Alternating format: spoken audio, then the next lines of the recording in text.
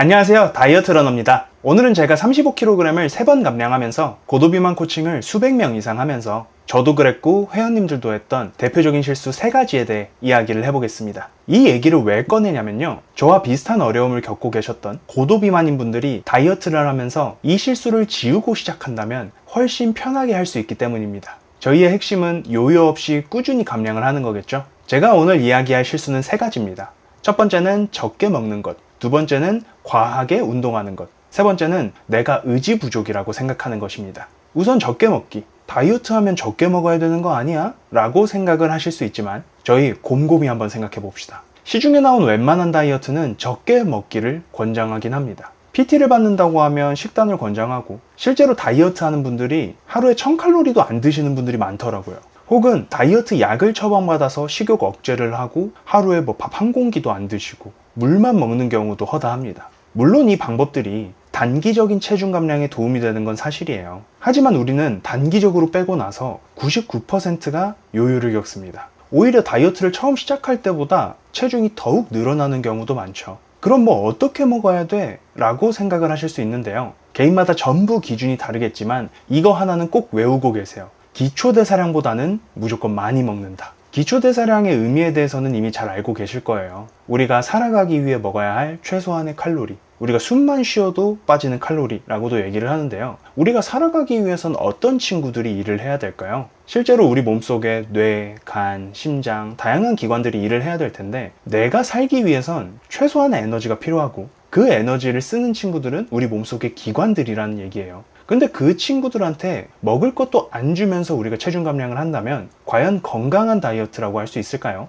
그러니 오늘 이 영상을 보고 계시는 분들, 그리고 다이어트를 시작하시는 분들 같은 경우에는 기초대사량 이상은 무조건 드셔야 된다라는 것을 강조드리고 싶습니다. 두 번째는 과한 운동입니다. 그럴 때 있지 않나요? 다이어트 다짐하고 헬스장 등록해서 열심히 하다가 막상 체중계 위에 올라갔는데 체중이 빠지지 않았던 경우, 저는 그럴 때 운동을 자주 포기하곤 했거든요. 그래서 이게 왜 문제가 되냐면 운동 자체를 다이어트 도구로만 생각하고 있기 때문이에요. 실제로 운동을 하다 보면 다이어트 효과가 있는 건 맞지만 이게 퍼센테이지가 그렇게 높지는 않습니다. 그래서 내가 실망하게 되고 운동을 포기하게 되는 경험도 있고요. 혹은 정말로 운동을 열심히 하는 분들이 있어요. 저 같은 경우에도 첫 번째 다이어트를 할 때 웨이트 트레이닝을 1시간 정도, 그리고 걷기를 3-4시간 정도를 4개월 정도 반복을 했었는데요. 목표를 달성하고 나서 그 다음에 유지를 절대 할 수가 없었습니다.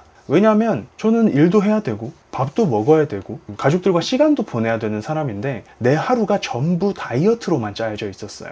지속할 수가 없다라는 이야기였습니다. 그래서 운동을 줄이다 보니까 결국에는 다시 요요가 왔었고요. 그러면 그 다음에 어떻게 해결을 했냐라고 한다면 실제로 제가 어떤 하루를 보내는지 분석을 좀 해봤습니다. 운동을 꾸준히 하더라도 하루 활동량이 굉장히 부족했어요.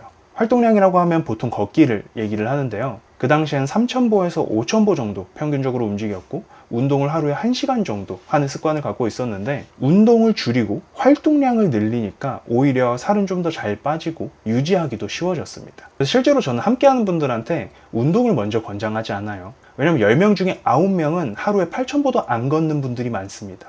그래서 제가 추천하고 싶은 건 과한 운동을 하기 전에 혹은 헬스장 등록하기 전에 내가 하루에 얼마나 걷는지를 한번 체크해 보시고 그 다음 하루에 8000보 정도의 목표로 움직여 보는 것을 추천드리고요. 이 습관이 어느 정도 정착이 됐을 때 그 다음에 운동, 내가 즐거운 거, 예를 들어 헬스를 좋아하면 헬스를 하셔도 되고 필라테스, 요가 아니면 스포츠, 풋살이나 수영이나 이런 거를 하는 분들도 있죠. 내가 좋아하는 거 아무거나 일주일에 2회 정도만 챙겨보세요. 그렇게 되면 과하게 하지 않더라도 고도 비만에서 정상 체중까지 충분히 감량이 가능하고요. 저도 현재 이 방법으로 유지를 하면서 지금 제 체중을 유지하고 있습니다. 물론 평생 매일 운동을 할 수 있다면 좋겠지만 만약 그럴 자신이 없다라고 하시는 분은 운동보다는 활동 먼저 신경을 써보세요. 조금 더 달성하기 쉬울 겁니다. 그리고 마지막은 의지 부족이라고 생각하는 것 그 자체입니다. 정말 많은 분들이 이야기를 해요. 선생님, 제가 의지가 부족해서 과연 시작할 수 있을까요? 다시 실패하는 건 아닐까요? 물론 너무너무 이해가 돼요. 왜냐하면 우리는 다이어트를 한두 번 해본 사람들이 아닙니다. 20대가 되면서 이뻐 보이고 싶어서, 멋져 보이고 싶어서 다이어트를 진행을 했었고 그 다음에 요요를 반복했다라고 한다면 다이어트 약도 드셔보셨을 거고 심지어 수술을 받아보신 분도 있을 거예요. 그렇게 계속 반복하고 실패를 하다 보니까 내가 이걸 도대체 할 수 있는 걸까? 내 생에서 다이어트 성공을 할 수 있는 게 맞는 걸까라고 생각하는 건 너무 당연한 생각입니다. 하지만 제가 현재 다이어트를 끝내보고 나니까요. 그리고 저도 의지가 굉장히 부족한 사람이거든요. 근데 의지 부족이 핵심이 아니라요. 내가 지속할 수 있는 방법을 모르고 있는 게 문제였습니다. 나에게 맞는 흐름만 찾는다면 의지는 전혀 필요하지 않아요. 예를 들어 아침에 일어나서 물 한 잔을 마신다. 이게 엄청난 의지가 필요할까요? 혹은 내가 식사를 하는데 조금 더 맛있게 내 건강에 좋은 선택을 해보겠다. 이거를 하는 게 의지가 정말 많이 필요할까요? 실제로 저랑 함께 했던 분들 중에 본인이 의지가 충분하다라고 한 분은 단 한 분도 없었습니다. 그래도 단계적으로 차근차근 하다 보니까 10kg 이상, 20kg 이상 감량한 분들도 많고요. 허리둘레 10cm 이상은 너무 많습니다.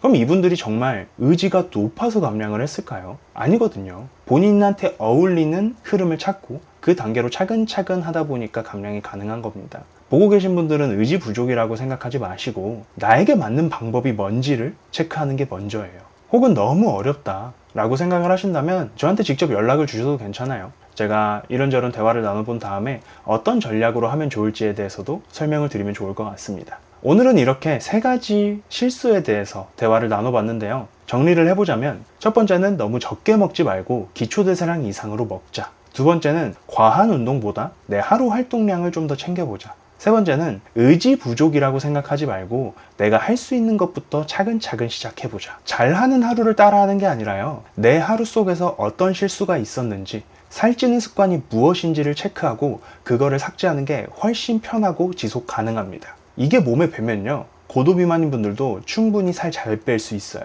아시겠죠? 하나씩 한번 같이 해보면 좋을 것 같아요. 오늘 제가 준비한 이야기는 여기까지고요. 저번 영상 조회수를 보니까 벌써 100회나 넘었더라고요. 이렇게 앉아서 이야기만 하는데 끝까지 들어주셔서 정말 감사합니다. 혹여나 영상 보면서 궁금한 부분은 언제든 댓글 남겨주시면 제가 바로바로 답변 드릴게요. 다음 영상에서는 우리가 매일매일 하지만 체크하지 못했던 살찌는 습관에 대해서 한번 얘기를 해보려고 해요. 잘 준비해서 올 테니까 기대해 주시면 좋을 것 같고요. 도움이 되었다면 좋아요 정도 부탁드리겠습니다. 감사합니다.